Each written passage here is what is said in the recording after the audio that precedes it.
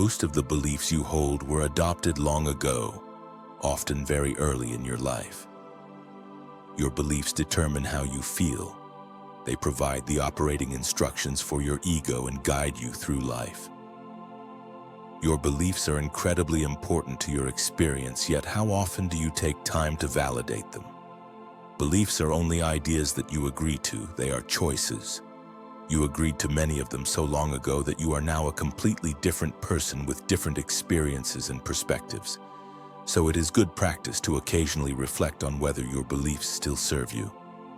Challenging your status quo is a win-win situation. It either results in validation that your beliefs still serve, or recognition that they do not. Because beliefs are ideas that you choose to align to, changing them when appropriate is only a matter of making a different choice, although this is often easier said than done. Many of your beliefs have been with you so long that you have accepted them as facts. Your brain developed neural pathways that control your default thoughts and actions based on those beliefs.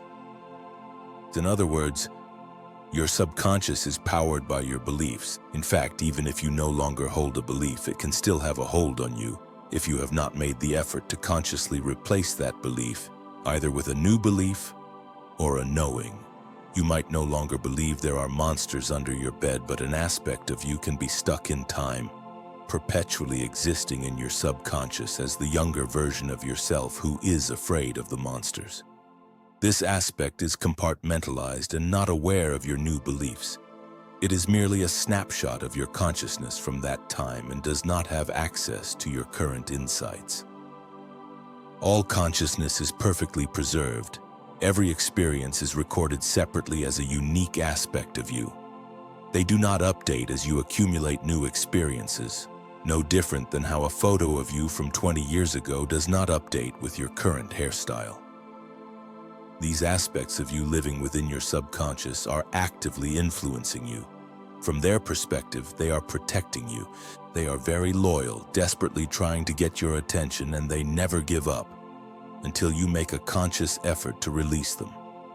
Because you tend to disregard subtle, gentle requests for attention, they use the tools they have, which is most often fear or pain, because it works. Even though the current version of you knows there are no monsters under your bed, these aspects don't. Their efforts to protect you might be your need to use a nightlight, or a need to lock your bedroom door, or fear of sleeping with the window open, or making sure you have enough anxiety that you sleep lightly, able to wake from any noise. These aspects can even cause obsessive-compulsive disorder, which always has a foundation in fear. In fact, they are so dedicated to your protection that they influence other areas of your life. Aside from the monsters, they want to protect you from anything that gives you the same feeling the monsters did. This means they can call out to you through fear, anxiety, doubt, or frustration to get you to stop doing something that they perceive might be a risk. They perceive this to be their purpose, and they want to be relevant, so they look for ways to get involved, often creating opportunities which can, of course, be quite inconvenient. Making a conscious effort to recognize and address them is all it takes to relieve them of their responsibilities. When you hear a whisper in your head filling you with doubt, reminding you of everything that might go wrong, simply talk to it. When you are anxious and don't know why, talk to the anxiety. Acknowledge it. Ask what version of you is expressing right now and ensure you are grateful for its efforts to protect you. Be gentle. This is an aspect of yourself. It loves you. It is just unaware of everything that the current version of you is. It doesn't have the experience to know what you know, so take a few minutes to inform it. Introduce yourself as who you are now and have a conversation. Tell it how grateful you are that it has been looking out for you all these years and how that has shaped you into who you are now. Explain that things are different now.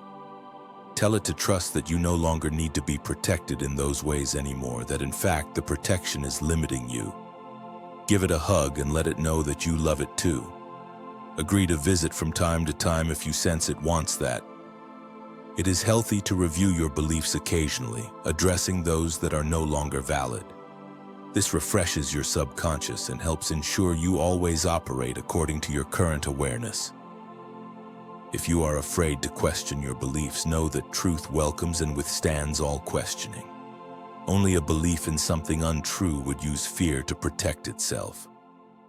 Truth cannot be destroyed, but untrue beliefs can be, and they know it. Always remember, you do not find the way, you become the way.